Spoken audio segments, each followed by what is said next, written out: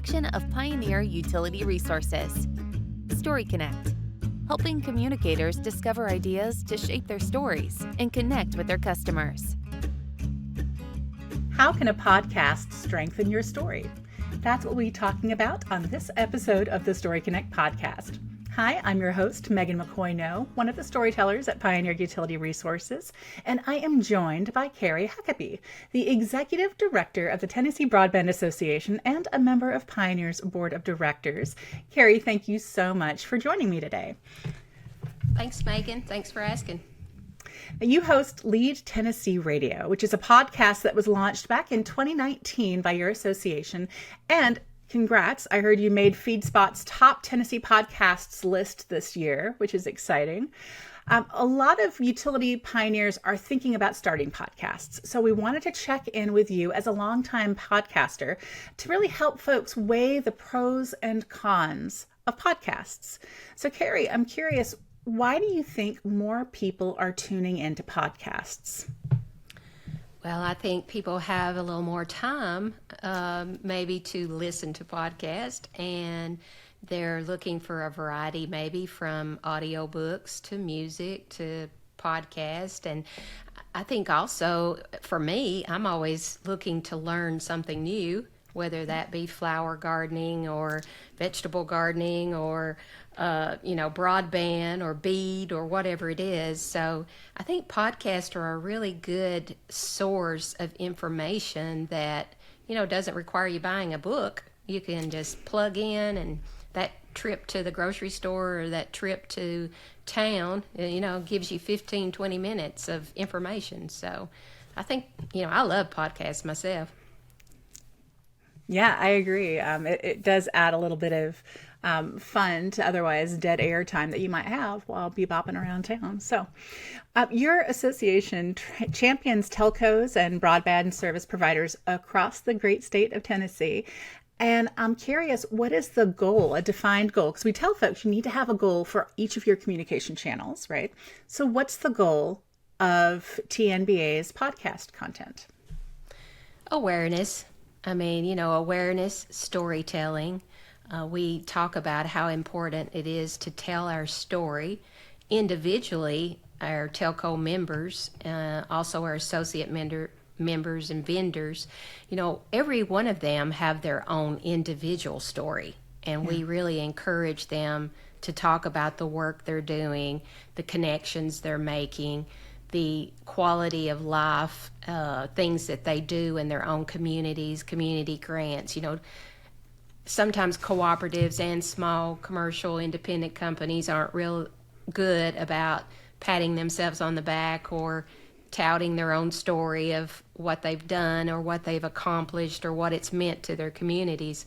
So we encourage them to do, to tell their story, but we as an association collaboratively serve over 30-something% of the state. Yeah. We have over 200,000 broadband connections in the state. Many of our, who we connect are rural communities and environments. And so we need to talk about that, and we need to share what they're doing. So as a whole, and how that partnership and that collaboration is so important. So our goal for the podcast is just another communication tool in, the newsletter, our social media, our convention, and then on top of that, the podcast might reach another audience that we don't reach other ways. So awareness, storytelling. And who are you telling your story to? Who is the audience for Lead Tennessee Radio? Whoever wants to listen. Our goal is to provide content for our members that helps them. All of our other telcos, marketing people, operations network, regulatory that want to know what's going to be happening with BEAD, what's happening with the mapping. It may be just talking to a cooperative that I've got one lined up soon to talk to Twin Lakes about their community grant program. So, how do you set up a program? What's the challenges of that? What's the criteria? So, there's a vast amount of subjects that we could talk about that interest our members and, just to help them know what's going on. We did one recently on broadband labels. Everyone's going to want to know what is going to be required for broadband labels. But then we also do some, I did a podcast recently with Greg Smart. He's the new president for the association, and just picking his brain about what do you look to happen this year, Greg, or what are things that you're going to work on, or what will affect the association. So a wide range of topics, but I just try to keep my eyes open for what's happening, current events, and who we need to be talking to. Yeah. What kind of time goes into planning each of those episodes and then producing them, getting them out there? The coming up with the subject, or who, extending those invites to the guest, then coming up with questions for those guests, because everyone likes to know a little bit ahead of time what you're going to talk about, even though podcasts are not recorded live and you can start over, and which I love because I stutter and stammer, and my Southern accent kind of gets in the way sometimes. So. Oh, no, Southern accent never gets in the way. Come on. But we love that editing. But still, guests like to have those questions in front of them, and so they're not surprised. And then our producer takes it, Sarah Wooten, which is wonderful there at Pioneer, and sends it. And she's done it long enough to know kind of what I like in the podcast. It's not as time intensive as you think it is. It just really, you need to sit down, make your guest list, do your questions, get it to them, and then the producers and editor take it from there. And then Pioneer does a wonderful job posting it, getting it on social media and all the platforms it needs to be on. So that didn't really answer your question, I don't think. No, it does. How long it takes, but I probably should spend more time on it than I do. But fortunately, with your guest, you can, do 4 or 5 questions pretty quick. It takes about 30 minutes to record it. Yeah. And so it's just getting it in your schedule. Well, I write for our blog, I write case studies, and I do guest hosting for the Story Connect podcast as well. And I have found that podcasts, out of all the types of content that I create for Pioneer, podcasts are the easiest, because once you have your system down, it's much easier than sitting down and writing a blog post, And then I love just taking ideas from podcasts and then using them on blog posts later because I have the transcripts. So that's my little personal thing. I love podcasts because they seem like they're easier than other types of content that I create. I completely agree. I struggle with sitting down and writing an article, but coming up with 4 or 5 questions for a guest seems to be much easier. So, I love podcasts. Yeah, and it's more fun because you're able to see folks and talk with them and just have conversations. So right. You're just chatting. Yeah, exactly. Casual conversation, chatting. No pressure. Chatting with purpose, I think. That's right. Now, what kind of equipment and software are you using to record your episodes? Well, I just use my laptop, like you and I are doing right here, to connect to Riverside is the software platform that we use, and it has worked really well, and no complaints there. I use a Shure microphone that I got from Word South many years ago when we were doing some podcasts for Lee. I guess I got it when I was doing the podcast for Lee Tennessee Radio, and doing some training. Word South that went back when the world was shut down and we were doing all of that virtual. So, but my Shure mic, I love it, and that's pretty much it. Okay. All right. So not too much of an investment on the front end to get it going. I should say there are a lot of different softwares that are out there for folks. We use Riverside as well because it lets you record video and audio in different tracks, which I think helps with the quality of the podcast. So that if you're a little quieter than I am, or I'm a little louder, which happens when I get excited about things, they're able to adjust the levels in the editing process. So just kind of fun on the back end. There's a lot of other software that can do that kind of thing for you at different paid levels. So I like hearing what folks are using. I think it's fun. So you have your podcast, you're excited, it is up. How do you get the word out about it? How do you publicize Lead Tennessee Radio?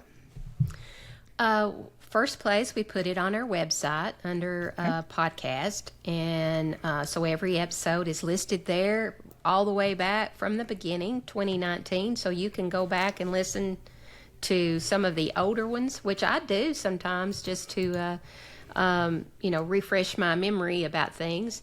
Also, we put it on our social media channels, Facebook, Twitter, LinkedIn. LinkedIn seems to be the most popular for podcasts because of that professional group, and our members, vendors and associate members follow us there.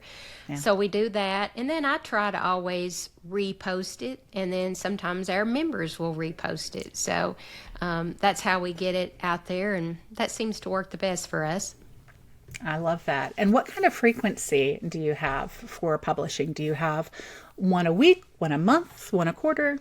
How often are you producing podcasts? It can be sporadic, because if we have the convention going on or planning, it's kind of hard for one person to get all that in. So I tend to do several podcasts the first part of the year, and then I kind of slow down until the convention in June. But my goal is to try to get at least 2 a month. That's not a big number. It's manageable with travel and my travel schedule and things. And plus, my guests are always busy too, trying to squeeze in a podcast in their schedule. But the goal is 2 and maybe 3 a month. Okay. Just so depends. Folks are hearing from you, not all the time, but you have a somewhat regular publishing schedule. I love the idea of when you have a big community event, or for you have a big membership event, you're able to record several and then have them come out over time. I think that makes a lot of sense. Mm-hmm. And take some of the pressure off. You get everything set up once and then you're good for a while. Right. And what I try to do too is if I have 2 or 3 guests that I've lined up, if I can record them all on the same day, yes, then it doesn't take a whole month. It get it all done on the same day, and then you can upload those and release them after that. So you don't have to be setting one up for every week. Now, it doesn't always work, but, we try. Yeah, it's all we can do, Carrie, is to try. Fingers crossed. Fingers crossed. What kind of feedback have you heard from your members and the general public about Lead Tennessee Radio? I was at the convention back in June, and one of the members came up to me and said, I listened to all your podcasts. And I said, you do? You're kind of surprised, I guess, when people come up and say, I listened to your podcast. So every once in a while, members will say, hey, I heard so-and-so, and, that was good, and that was good information. I guess we track it more through the Pioneer helps me with that, the numbers of how many episodes have been downloaded in the first 30 days, 60 days.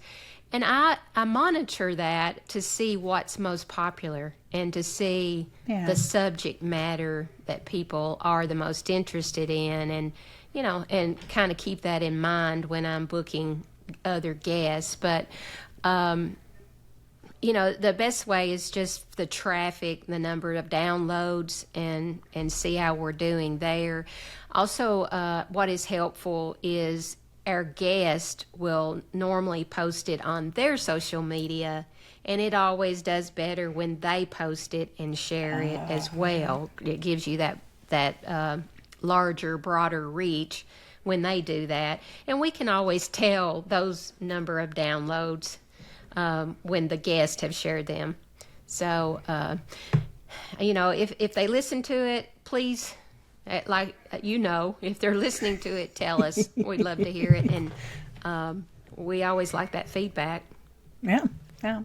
Well, and I was going to ask how you measure the impact of it, but it seems like you're already doing that. You're watching the metrics, and I love that you're using the number of downloads and folks that are following you to kind of figure out what kind of content people are interested in and then plan accordingly. Do you have an editorial calendar kind of mapped out for the year with ideas? Like, how do you keep track of those ideas and what seems to be really interesting your audience? Well, if an editorial calendar counts as a notepad on your nightstand, or totally does. Yes. It does it? Okay, great. because I don't know about you, but I have some of my best ideas when I'm getting ready of a morning, or I think, I should talk to them about this, and so I'll write it down. I do need to be a little more strategic in planning, and I've promised Sarah Wooten, our producer, that I will do that. But right now it's more listing with current events, what's happening, or learning about a workforce program, or learning about digital literacy program, or like I said earlier about Twin Lakes and a community grant. Yeah. Learning about these or hearing about these and thinking, hey, that'd make a good podcast. So I put it, on the list. I moderated a session at the SRC conference for NTCA. It was Katie Bergen. She was lead for America. And so I reached out to her and said, hey, we talked a little bit at the conference. How about a podcast? And so she agreed. So I don't know how strategic that is, but that's the way it's getting done right now. No, as long as you're getting it done, Carrie, that's like the number one thing. We can have all the best ideas in the world, but if we're not actually getting them done, they don't count, which is hard for me because I love ideas. We have an idea parking lot on Monday.com, and we put ideas that we have, and then whenever we can make it work, awesome. You had an idea. One more thing I'll say about the downloads too, about seeing those. Sometimes you'll get a podcast and it'll have 50 downloads or 60 downloads, and you think, that's not too many. Is that good? Is that bad? But this is the way I think about it. If you're having a conference or a training session and you have 60 people in the room, that is 60 people that you're communicating with and talking to. So I would say recommendation is don't get too hung up on the number of downloads if it's not a million, like Murder Mystery Podcast or all of those. It's not a million downloads, so throw it out.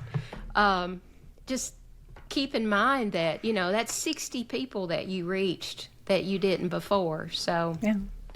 And reach them on a platform that they're more comfortable with. And they spent that time listening to you and hearing your story. And it's powerful. Yeah, I think that's a good point. Don't get too hung up on the numbers, especially because there's not that huge time investment in podcasts anyway. So you can kind of balance out the investment with that. Yeah, and it's a targeted audience. We're in the broadband industry, and that's probably who we're reaching and who our audience is. We want it to be as broad as we can make it, but let's be honest, it's probably a specific targeted audience that we're speaking to. Yeah. Well, one last question before I let you go. What kind of tips would you offer to someone who has never hosted a podcast before and they're thinking about getting into it? I say don't get hung up on, well, first of all, when you do it, don't get hung up on the number of downloads like we just talked about. But don't be afraid of it as far as the time that it takes, because I think you should give it a try and see how much of an investment it is. I would recommend that you work with someone like Pioneer that has that producer. They're producing it and helping you with the editing, and they're making you sound good sometimes when you're not sounding that great. They help you with guests, but that's a big part of it. I also think that people hate listening to themselves. I'll hear people say, oh, I don't want to be on the podcast. I hate listening to myself. I hate my voice, whatever. I recommend just being yourself, because we've talked about the Southern accent, I'm like, oh, I'm going to sound so Southern and all of this on the podcast. But you know what? I've been in the industry for many years. Everybody knows me. They know I talk Southern. They know my personality. So I say, go with your personality, because people, that's how you connect with people and get to know people and all that. So don't be afraid to do a podcast because you're worried about how you sound and things like that. I love that. I was going to ask at the start, and then I thought, well, I'll ease into it later on about how you felt about your voice, because I love your voice, but that's because I've been a fan of yours for a very long time. So I think that's good advice, just to lean into who you are. Authenticity, I think, is one of the things driving podcasts right now. I've had folks say, because of the rise of AI, artificial intelligence, people are leaning more towards podcasts because they can hear real people. They can connect with you in a way that they can't in other platforms. So it is. Well, good advice. I'm like everybody else. I hate the way I sound on podcast or listening to myself. But hey, I'm this old. I've been around this many years. I'm not going to change at this point. So it is what it is. So, but I think podcasts too, you're never too old to improve, because you recognize that you say, my word was, and you'd go through the transcripts and I would have said, like 50 times. And I'm like, oh my gosh, who knew I said that much? So you can look at podcast as improving, or recognizing some of the things that you might want to work on. Some of your verbal hiccups, so to speak. Verbal hiccups, yeah. Now I'm scared to look at my transcripts to see what I do. Hey, it's eye-opening sometimes. Well, just being able to talk to you today has been eye-opening, Carrie. Thank you so much for sharing your story with Utility Pioneers. She is Carrie Huckeby, Executive Director of the Tennessee Broadband Association, and I'm your host, Megan McCoy, now at Pioneer Utility Resources. And until we talk again, keep telling your story. Story Connect is produced by Pioneer Utility Resources, a communications cooperative that is built to share your story. Story Connect is engineered by Lucas Smith of Lucky Sound Studio.